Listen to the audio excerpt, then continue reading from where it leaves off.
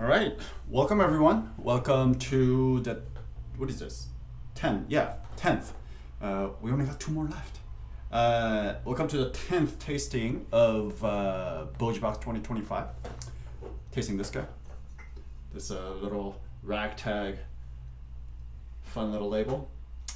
2022 Domaine Bonnet-Cotton. Le Buillats Regnie is what we're tasting. Really, probably a difficult word for a lot of Americans to pronounce as Regnie. Yeah, here we are. Let's start with a map. You all have access to this. There's France map. You all know where Beaujolais is by this point. If you look at the Beaujolais map, now we're moving down with that bright neon green spot. And after this, we're going to Brewery and Côte de Brewery, and then we wrap it up. So this is kind of the last bit of we're in the home stretch, so to speak. Regnie is the westernmost cru of them all, as you can see on the Beaujolais map. Named after a Roman nobleman named Regnius. A lot of crus here in Beaujolais, you probably have noticed by this point, are actually named after Roman nobility or soldiers, because they're the ones who came here like 2,000 years ago and planted vines for the first time. So, we talked about Julianas, right? That was named after, because the wines from there were served to Caesar Julius, so hence the name Julius. And then there's Santamor, named after the Roman soldier who escaped the Christian persecution and then settled there, named Santamor, named after the Roman soldier named Amor. And same thing with here. It's a Roman named Regnius after when they settled here. So a lot of Roman names, but that's just how it is in Western Europe. A lot of viticulture was started by the Romans. The Romans were who brought viticulture there. It is not only the westernmost, but it is also the youngest of them all. It used to be Beaujolais Village, all that kind of purple region on the Beaujolais map. It used to be just part of that, but in 1988 it officially became its own cru, making it the 10th cru of Beaujolais. Very small town, Regnie. I've actually driven through that town myself. Tiny, like you'll miss it in a second. But it's a town of 950 people. So in one way or another, they all kind of work in the wine industry there.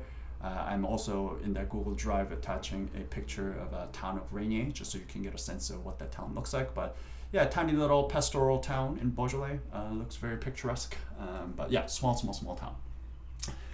What makes Regnie different and unique from the rest of Beaujolais, and what gave them essentially the 10th cru status, its own cru status, is the elevation. So compared to the rest, Regnie, it has the highest altitude vineyards.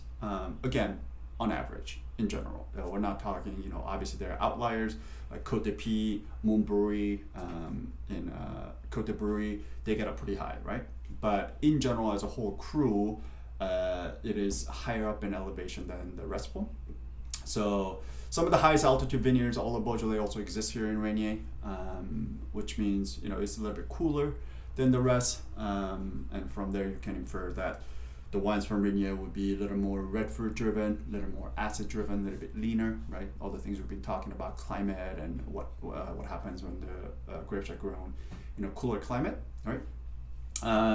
Soil type here is pretty much all pink granite. You all have that access to the soil map there as well. Not a whole lot of diversity. It's pretty much that granite that we talk about in Beaujolais running through the majority of Regnie. But just like anywhere where there's a slope, oftentimes it's kind of gets sandy up on the top. There's less of a topsoil, and then as you get down to the bottom, because there's more water, there's a clay as you go down further in altitude. So again, just like everywhere else, not all Regniers are created equal, but in general, when you see a bottle of Regnier on a wine list, or when you're in a wine shop, you can expect that it's going to be a little bit leaner, brighter, red berry driven, a little bit more acid driven than what you would normally what you expect from, let's say, like Morgon, for example, or Moulin Vent. stylistically, so yeah, it tends to be much fresher, kind of a youthful. It's usually not meant for like a long-term aging. It's just more for kind of an immediate, youthful, fresh consumption. Fruit forward, then again, rather than the kind of structure that we talk about in some of the wines that we talked about, the Moulin and Morgon, where you get this kind of tannic structure and the mineral structure in the backbone. This is more about that granite. But because of the pink granite, it does still get a little bit of that granitic influence. But in general, what we're talking about is just really fresh, youthful, red berry, tart fruit driven Beaujolais cru. So who makes this? All these pictures are on your Google Drive again. But now it's run by the current generation, Pierre-Cotton, hence the name Bonnet-Cotton. Bonnet is actually the last name of his partner. But I couldn't figure out how many generations they've been in winemaking business. But the Cotton family has been farming and producing wine here at the same cellar where they're currently making it since 1856, which is pretty incredible to think about how long they've been making wine here, or his family. But today, Pierre and his partner Marine, so Marine Bonnet and Pierre-Cotton, and their pictures are in the Google Drive, so check them out. Very young, up and coming. He's been on my radar. I've heard this name before, but this was actually the first year that I've got to try their wines. So again, very small amount comes into DC. So yeah, and I was very impressed. This wine is delicious. It's actually, it's one of those just like, it just goes on too easy.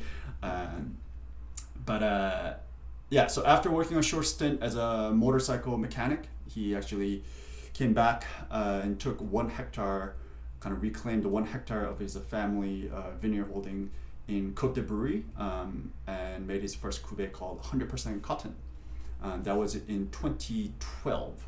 So again, young guy, up and coming. He has been making wine for that long, but again, he grew up in a family that has been making wine, growing grapes for a very long time. But also, his kind of early influence are kind of who's and who of Beaujolais now. Earlier, when we started Beauj Box 2025, I've kind of talked about this kind of a generational shift that's happening in Beaujolais right now, right? Like all these mavericks and pioneers of the Gang of Four days era, they are now getting too old and they're passing it down to their sons and grandchildren in some cases. So he grew up with his childhood friends and tasting wines and getting inspirations from people like Jan Bertrand, which is the Centimore that we tasted. The star young and up and coming producer just like him, son of Annick and Guy Bertrand. There's also Jules Metras, if the name sounds familiar, because you probably heard of a name called Ivan Metras. Kind of one of the godfathers, oftentimes named the 5th member of Gang of Four. So one of the very early kind of pioneers of this natural wine, natural Beaujolais winemaking that we talk about. And then the Kiki Descombe, we've actually featured his wines in Beauj Box before in previous years. He's son of George Descombe, another kind of pioneer of early Beaujolais natural wine movement, along with Gang of Four. So all the sons of these kind of like, the big names now, who's becoming kind of like the torch carrier, making their own mark, and obviously writing the backs of his parents and ancestors' last name and reputation. They're kind of making their own remark and really becoming rock stars on their own right. And they were his childhood friends. So and these are and it's no surprise that knowing that those are the influences and the inspirations that he had. So Pierre makes wines exactly in that philosophy. So we're talking about completely chemical-free, organic farming. He's not certified. He's in conversion. His parents didn't farm it that way, so he's converting all of that over. But all of his fruits are farmed organically at this point. He's been working on this since he got there in 2012. So for the last 13 years, he's been like full conversion. And then all the wines with the carbonic maceration, minimal intervention in the cellar, with no sulfites added. So all of his wines are 0.0, no sulfites added. And this seems ridiculously, this wine particularly seems really alive. That's the one thing that really stuck out to me about his wines, is that it just seems really alive. And and it's just full of life and energy, and it also at the same time very stable. There's no like elevated VA or something bread, high level of bread popping up. It's not that feral kind of example, which is all in the best way of Nicolas Chemarin that we had last week, right? But here it's just a lot more vibrant and alive in a different way. He now, over the next few years after he took over in 2012, he reclaimed another 2 hectares around brewery from the family holdings, purchased 1 hectare in Fleury, 1 hectare in Regnie, where this comes from. So this is very, very small bottling. That's why it's very hard to get his wines in here. It's 1 hectare that he only makes from, and then 1 hectare in Beaujolais, as well as planted a small patch of Beaujolais Blanc, which is Chardonnay essentially, on a unique kind of vein of a limestone that runs through near his family domain. So now, along with his partner Marine, he now farms a total of 16 hectares together, and now they are. His partner Marine joined the family domain officially in 2020, and then now they manage both the viticulture as well as winemaking together. And his partner Marine is a agronomist specializing in with a specialty in viticulture. So it's kind of makes sense why they would work together. So what is this wine? This is all the basically classic, what you almost across the board with all those names, the early children of pioneers that I mentioned, along with their fathers' wines, parents' wines. It's exactly what you would expect. So this is 100% organic goblet train Gamay, harvested from a single vineyard called Les Buillats. Some of the vines are almost 100 years old here, planted all the way back in 1927. There's some planted in 1927, 1940s, and 1970s. Some really old vine. Even the youngest vines here is essentially 50 years old. So very, very old vine Gamay. Semi-carbonic in concrete tanks, aged in 6 months underground in century-old large foudres, which are these gigantic, barrels. I have a picture of that I'm putting in Google Drive. Go check that out, along with the smaller barrels. Very classic Beaujolais production, right? Fermented in cement tank and then put it in large foudres. And then 20% of that wine actually gets aged in barrels. So 20% of it in barrels, 80% in foudre for 6 months post fermentation. Then it's just bottled, unfiltered, and unfined with no sulfites added. So we're talking about 0-0. Nothing added in the field, nothing added in the cellar. Where this is the kind of wine that if the wine industry was required to put a nutrition label in the back, all it would say is literally grapes, not even grapes and sulfur or sulfites. It will just say grapes. So very raw, very honest, very delicious kind of a bottling that we got here. There's also a picture of a family cotton house in there, as well as there's a barrel art at his cell entrance. I thought it was kind of fun. It's drawn by the same guy his artist friend, who designed the label as well. That's in front of the cellar, but yeah, they have this really big, cavernous, old cellar underneath their house. It's the family domain that's been there since 1800. So yeah, very old, very cool. Anyways, let's taste the wine. Let's see, let me pull this up.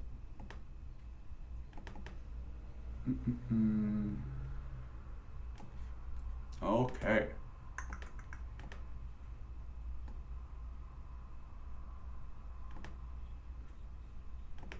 There you go. So with the appearance. Cheers, by the way. This wine smells great. Not a whole lot of color here, right? It's carbonic, obviously. The whole point is not to pull out a lot of color, phenolics, anthocyanin, which is the color compound included. So I'm gonna call this clear. It's actually quite translucent for a wine that's not filtered or fine. I would almost, if I got this blind, I would almost think that this was filtered or fined in some way, but yeah, very, very, very clear. Intensity. I don't go all the way to pale, but it's pretty pale, right? Like, I mean, I can see all the letters very clearly on my keyboard. Not a whole lot of color, so I'm gonna call this, if I had to, on the exam setting, I'll probably call this pale. But if you were gonna get a little more specific, I'll probably call this like medium minus color, and ruby is a color that I'll call this. No sediment, no cloudiness, no bubbles, nothing else to note on the appearance itself. All right, let's get to nose. Give it a swirl. First of all, this wine just smells fucking awesome. It smells just delicious. Like, I just want to immediately like put it in my mouth. All right, nose. This wine is clean. This one is sound. Intensity. Like here. Yeah. So, not like super expressive. Just off the kind of the rim, right? Yeah, like right there. So there's like 1 inch off. So I'm gonna call that medium. Perhaps maybe we'll, I just opened this, so perhaps maybe this will open up a little bit with time, and I'll let you know. But yeah, as of right now in my glass, I'm gonna call this medium. And as also it warms up, maybe it probably will open up more. Aroma characteristics. I'm gonna call this, maybe there's some like a rose, maybe like a touch of floral here. But nothing crazy. But really what I'm getting here is all this red fruit. Particularly even the red fruit, it's not even, to me, like the wild strawberry. If you could somehow cross somewhere between strawberry and raspberry, this is where we'll get it. The red currant, cranberry, all of that, but really strawberry is what really strikes me here. Particularly like the wild strawberries. I don't know if you guys seen those like tiny little wild strawberries that grow on the like side of the road. But yeah, a lot of red cherry, a lot of red strawberry, wild strawberry, some like cranberry thrown in there as well. Not even a touch of black fruit for me. This is all red fruit, which makes sense. Again, Regnie, high elevation. This is kind of the style that you would expect from Regnie. And as somebody who likes these kind of like bright poppy red fruit driven thing, like Regnie is usually like a good crew for me. Especially it's not something that I'm gonna like lay down for a long time. I just want something to drink that's delicious. Now Regnie is usually a good one that I pick up. Fruit nature, very fresh, very ripe. There's nothing underripe about this. All the fruit seems really bright and ripe, but also I get a lot of that high tone as well. Like it's not I mentioned strawberries and red cherries here, but it's not just like the fresh fruit. Like I get like that Twizzler, strawberry Twizzler kind of a thing going on here. A little bit of like a Jolly Rancher, Lifesaver kind of a thing going on here. So yeah, definitely some high tone fruit here as well. Nothing herbaceous. I don't get any greens. I don't get anything herbal here either. Nothing really spicy, but in terms of this flint, I don't know if you guys get this, and this is weird why I'm getting this right now, but there's like underlayer of like this almost kind of like flinty, kind of like almost like petrol-y kind of a minerality going on here, which is really, really interesting. It's not just the fruit, like yeah, I get a little bit of like that gas station here with like that also like flinty, like gun smoke kind of a thing going on here, which is kind of wild. But yeah, again, like I said, there's this Regnie, Regnie, this crew is full of granite, so it makes sense why there's this like underlayer of minerality that runs through wine. But to me, that's what makes this really delicious and fun, is that it's not just the pound juice, right? It's not just fruit, but on top of that fruit, there's a little bit of this kind of savory, kind of minerality kind of thing going on here. To me, that savoriness is not coming from herbaceousness or herbal, but it's more of that like minerality, like dark, kind of flinty, smoky minerality. No secondary aromas for me, no tertiary aromas for me. I know petrol is in there for the white age, but that's the function of like things like Riesling. Yeah, we're really here up in the primary world with touch of like a floral, but really we're talking about really pure kind of expressive fruit, red fruit, particularly the cherry and strawberry for me, with both fresh, ripe, as well as a high tone. with this kind of a flinty, smoky kind of minerality running through it, that very like underlayer of it all. All right, let's get tasting it.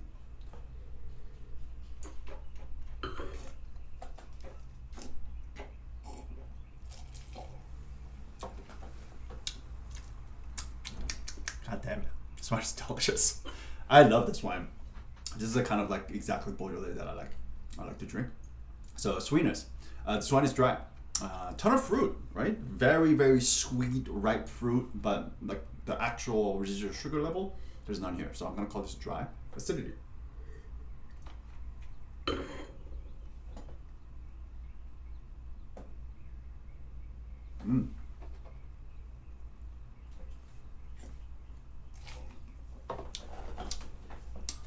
Good acid, right?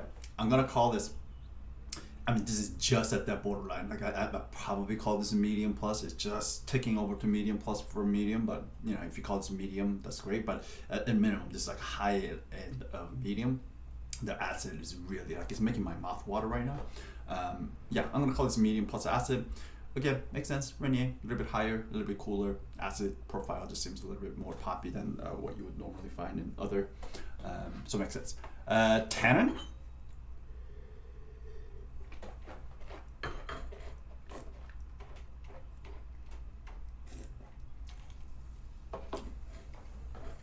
Pretty bit, but not no. I'm gonna call that like medium minus, maybe even low, but it's definitely there.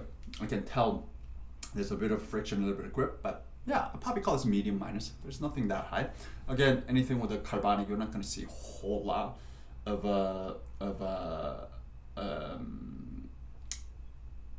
tannin. That's not the whole point.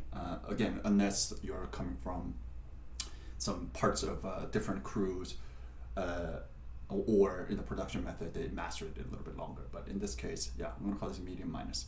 Alcohol, I don't know, 12.5 doesn't seem all that high. 13%. Okay. So even the fact that this wine is that like bright, poppy, lean, acid driven, at 13%, it feels even lower than that. So very well integrated alcohol, very well in balance. I'm gonna call that medium. Moose, we don't have to talk about flavor intensity. I'm gonna call that medium plus. I mean,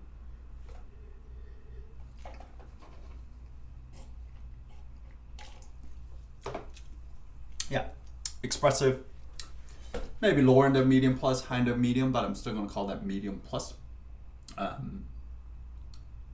Actually, no, I'm gonna call that medium.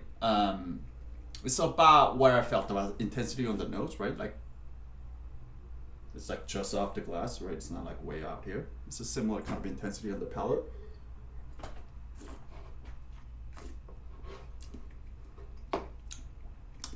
It's like right on the teetering on that medium plus though. I really want to call it medium plus, but I think I want to call it medium.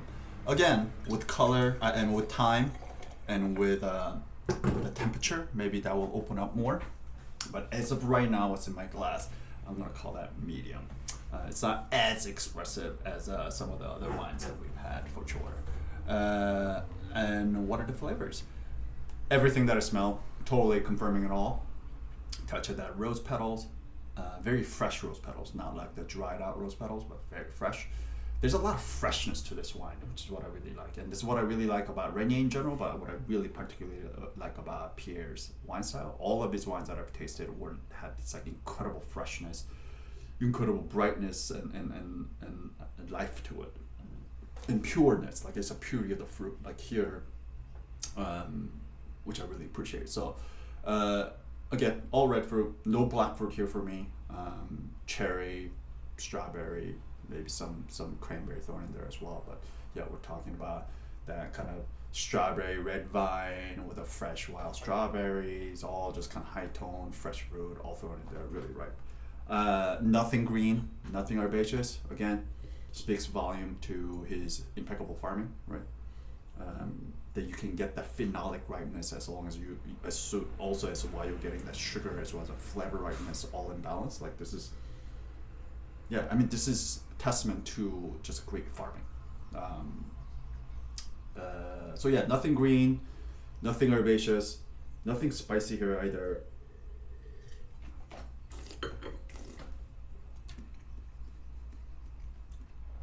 There's that minerality again. I also feel it a little bit, but yeah, there's a little bit of the like the smoky kind of rockiness that's like right on the underlying bottom that comes and kind of carries it through. But yeah, it's definitely there, which makes it not just a pound juice, which is great.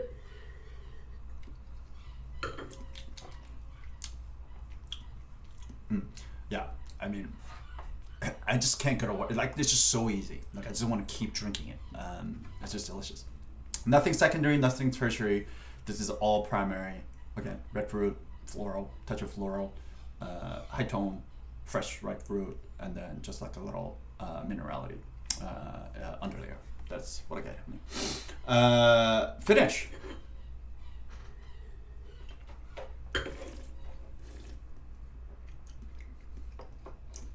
Also, I can't believe this is 0-0. Like, it's so clean and stable. Yeah, no spiked VA, nothing fear and wild going on. Even the finish, I think, it's like right on that teetering. Everything about this wine, like I want to call it, okay, maybe it just needs some time, but I just want to call it like right into medium plus, but it's just not quite there for me to get there. Immediately, all that bright, tart red fruit. Yeah, some of that high tone comes in afterwards, but I mean that kind of smoky like minerality kind of lingers a little bit, but it's not super long. It's just not long enough for me to squarely get into medium plus. So I'm gonna call this medium as well. So how good is this? Well, let's talk about it. Balance.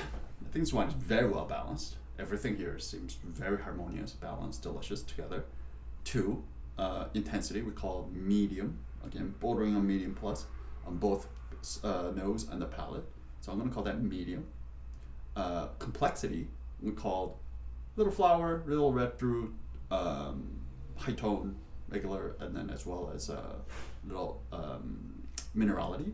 But nothing secondary, nothing tertiary. Even within the first one, there's not like a whole lot of different things going on. So what would you call it? Like lower end of medium, right? Maybe higher end of even medium minus, if you wanted to.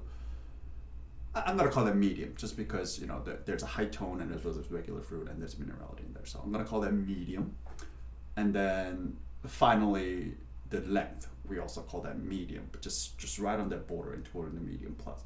So if you take all that, it's basically balanced, medium intensity, bordering on medium plus, just below that. Just missed the cutoff, the rounding cutoff, right? And I feel like that's like a theme with this wine. Medium intensity, medium complexity, and medium length. Again, just missing the cutoff. So all in all, I will say this wine is good. Right, just on the teetering, just maybe tip it over to very good. If you were to put a number, like instead of 3.5, this is like 3.45 is where this is, right? That 500th of a point, if then more, it would have gone into 4. But yeah, it's just shy. So I'm gonna call this good. This wine is good as of right now. Again, this may all change as a wine develops and time comes in, oxygen comes in, and it opens up the wine. And then level of readiness for drinking and potential for aging. I say drink this now. This wine is drinking beautifully right now. I think it's delicious. This is exactly what you want from Regnie. Red fruit, tartness, brightness. It's never meant to be aged for a long time. There's not enough tannin here. There's not enough acid here to even have a very strong backbone.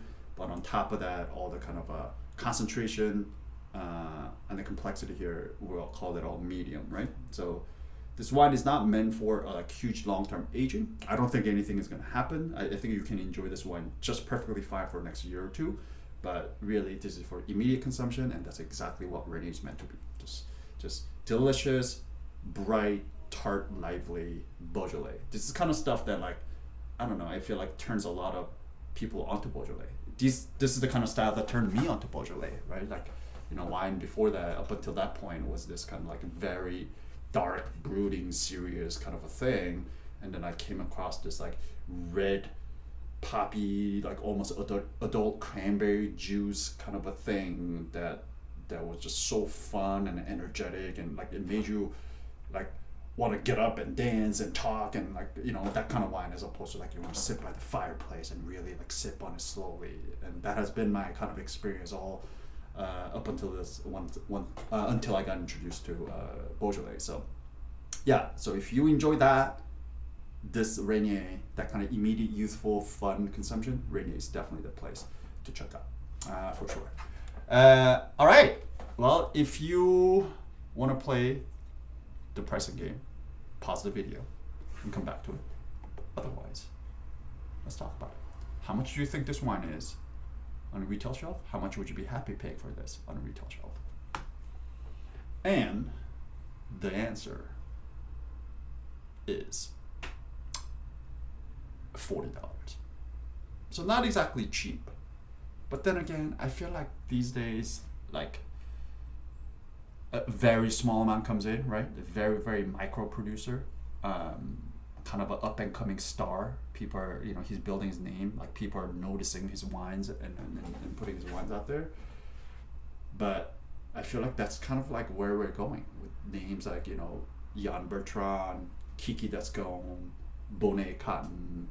All these guys are just now, it's like retail 40 is just kind of like what you would expect, which is, again, at the risk of sounding like a fucking grumpy grandpa. Like, I remember when Beaujolais used to cost $25. Like, it's just, I think just those days are gone, but I still find it quite shocking when I hear $40 price tag for Beaujolais. I mean, obviously they're the gang of four, right? Those names, the reputable, like the old ones.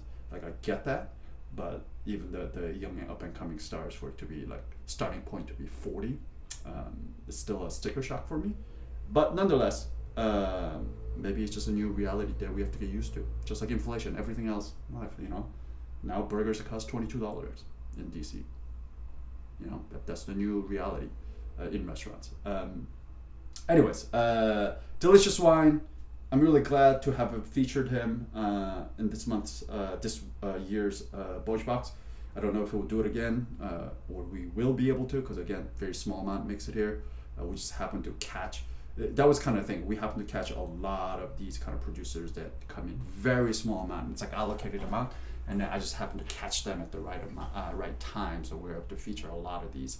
Normally, these get gobbled up on allocations. There's that. Anyways, $40. You decide whether that's worth it for you or not. Knowing the new reality with other things, I think this is right up there with other things. But yeah, I think this is what, regardless of the price tag, I think this wine is delicious. This is the kind of wine that I want to drink. I'm gonna go drink the rest of this. It's only 4 p.m., but I'm gonna start drinking it. It's Friday. Get a little hopped up. Make some bad decisions. You know, life is more fun that way. Anyways, all right. You know where to find me. If you have questions, comments, concerns, disappointments, disagreements, you can reach out to me. Phone, email, text, whatever. Actually, don't text me. Actually, text me. Whatever. You know how to reach me. All right. Have a nice weekend, guys. Peace.